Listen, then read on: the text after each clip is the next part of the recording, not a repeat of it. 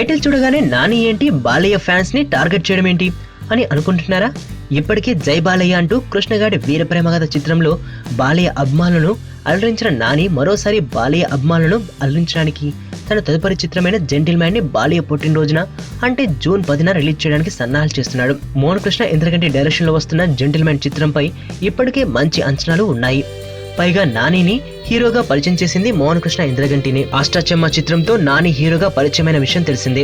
వరుస సక్సెస్ల మీద ఉన్న నాని ఈ సినిమాతో హిట్ కొడతాడో లేదో తెలియాలంటే మరో 20 రోజులు ఆగాల్సిందే. ఇష్టం గట్టిగా ఉంటుందేమో కదా సూర్య.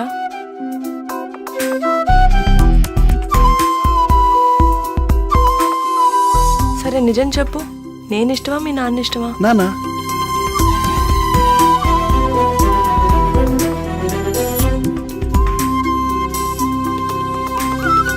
రాజకీయ నాయకులు అంటే రాక్షస జాతి ఏం కాదు సంధ్య. ప్రతి